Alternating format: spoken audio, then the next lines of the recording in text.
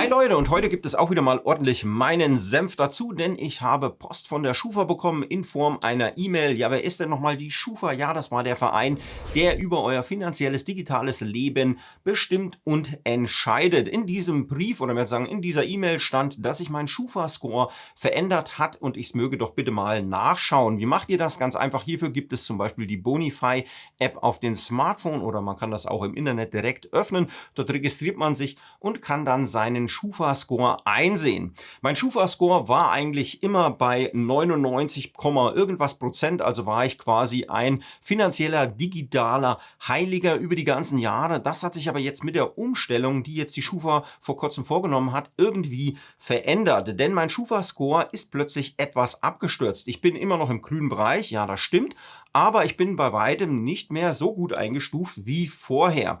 Wir schauen einfach mal kurz drauf. Wichtig, ihr könnt das, wie gesagt, über die App machen in der Bonify-App. Und ihr seht hier gleich, die Daten wurden am 14.03.2026 aktualisiert. Das heißt, hier wurde jetzt der Score verändert. Wir haben keine Prozente mehr, wir haben jetzt Punkte. Diese gehen bis 999 Punkte. Das wird aber wahrscheinlich niemand erreichen. Ich habe jetzt hier nur noch 872 Punkte.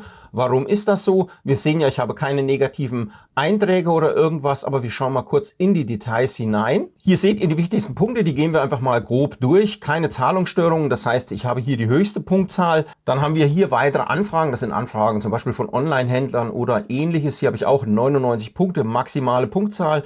Dann keine neuen Ratenkredite. Klar zu sagen, ich habe eigentlich überhaupt gar keine Kredite und bin zu 100% schuldenfrei. Deswegen habe ich hier natürlich auch die höchste Punktzahl. Dann schauen wir mal weiter. Aktuelle Adresse. Hierbei ist zu erwähnen, ich bewege mich auf die 50 zu und habe hier diesen Standort nie verlassen. Das heißt, ich lebe mein ganzes Leben schon hier, bin hier gemeldet und die Schufa weiß das auch. Wichtig zu erwähnenderweise. Aber wir sehen, bei der aktuellen Adresse habe ich massiven Punktabzug. Warum? Weil meine Adresse sich wahrscheinlich vor 6 Jahren geändert hat. Warum das so ist? Wer weiß das schon? Keiner weiß, was hier die Schufa zusammen fabriziert, aber ich weiß, dass ich schon ewig bei der Schufa bekannt bin und normalerweise müsste sie auch meine Adresse dementsprechend kennen, aber komischerweise bin ich wohl vor 6 Jahren irgendwie umgezogen. Dann haben wir den Punkt bestätigte Identität. Ja, die ist bestätigt. Ich bin ich, also das müsste eigentlich hinterlegt sein. Deswegen habe ich hier die maximale Punktzahl. Dann laufender oder erledigter Ratenkredit. Klar, ich habe keine Kredite und ich habe auch keine gehabt. Deswegen maximale Punktzahl. Dann kommen wir hier drüben zu dem Kästchen. Jetzt wird es nämlich langsam interessant. Keine neuen Konten oder Kreditkartenanfragen. Klar, habe ich nichts groß geändert.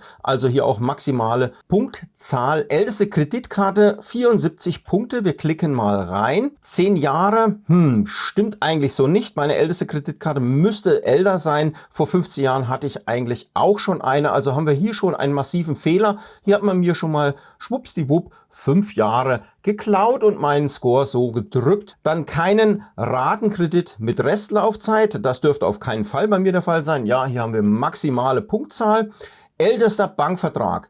Hier habe ich sehr wenig Punkte, also das macht mich schon ein bisschen sehr stutzig. Denn wie gesagt, ich habe doch schon ein recht hohes Alter und habe auch meine Bank sehr selten oder eigentlich gar nicht gewechselt. Meine Urkonten bestehen schon Anfang der 90er Jahre, Zeit der Wende musste man ja wechseln oder musste dann sich dementsprechend neue Konten machen oder ist dann zum Beispiel zur Raiffeisen, zur Sparkasse oder ähnliches umgezogen und dementsprechend sind meine Konten über 30 Jahre alt. Warum ich jetzt hier so einen geringen Wert habe, erschließt sich mir nicht. Wir schauen mal rein. Und wir sehen, mein ältester Bankvertrag ist 10 Jahre alt. Das stimmt definitiv nicht. Mein ältester Vertrag ist über 30 Jahre alt.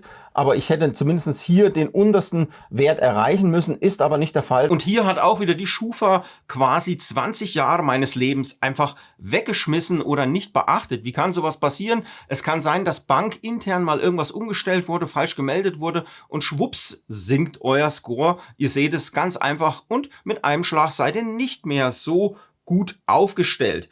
Dann haben wir hier unten keine laufenden Rahmenkredite. Klar, ich habe euch gesagt, ich habe keine Kredite, also habe ich hier die maximale Punktzahl.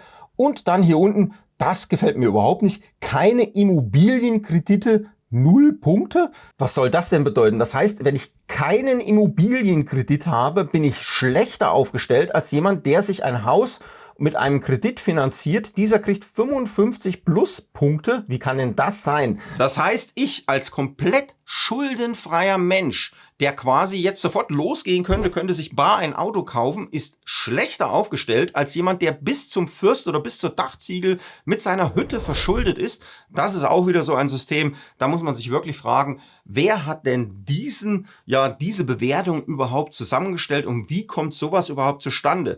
Denn ich weiß oder ich kenne viele Häuslebauer, diese haben diese Kredite, aber Faktum ist, sie leben von der Hand in den Mund. Das heißt, wenn bei denen wirklich mal der Kühlschrank kaputt geht und die müssen sich einen neuen Kühlschrank kaufen, wissen sie überhaupt nicht, wie sie mit dem Arsch an die Wand kommen sollen. Und diese bekommen dann hier plus 55 Punkte, währenddessen ich packe einfach meinen Geldbeutel aus, schnapp mir einen 100-Euro-Schein und kaufe mir irgendeinen neuen Kühlschrank oder irgendwas, ohne mit der Wimper zu zucken. Ich bin dann schlechter aufgestellt und wenn ich jetzt wirklich mal einen Kredit haben wollte, werde ich wahrscheinlich hier sogar benachteiligt gegenüber jemandem, der, wie gesagt, mit seiner kompletten Hütte verschuldet ist. Also mal ganz ehrlich, das System ist wirklich mehr als verbesserungswürdig.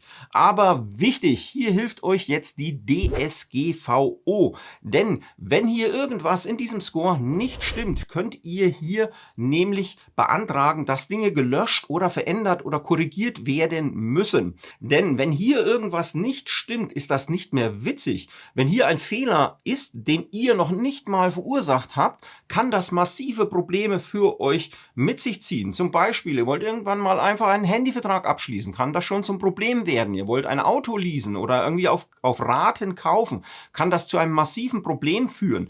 Oder wenn ihr bei der Bank einen Kredit haben wollt, werdet ihr ihn vielleicht bekommen, aber je schlechter hier eure Punktzahl ist, je höher werden die Prozentsätze und je schlechter werden dann dementsprechend auch eure Bedingungen, unter denen ihr den Kredit dann hier bei der Bank oder wem auch immer bekommt. Also achtet bitte darauf, viele von euch, nehme ich mal an, werden wahrscheinlich noch nicht mal hier reingeschaut haben. Gerade jetzt hier bei der Änderung macht es wirklich Sinn, mal hier einen Blick hineinzuwerfen, denn diese Änderung war nicht für jeden gut, um es mal klipp und klar darzustellen. Denn ich finde es wirklich sehr merkwürdig, wenn ein komplett schuldenfreier Mensch mit gefülltem Bankkonto plötzlich deutlich schlechter dasteht als jemand, der, wie ich es vorhin schon gesagt, bis zur Dachziegel verschuldet ist und damit dann eine bessere Punktzahl hat. Also hier muss ich wirklich sagen, verkehrte Welt.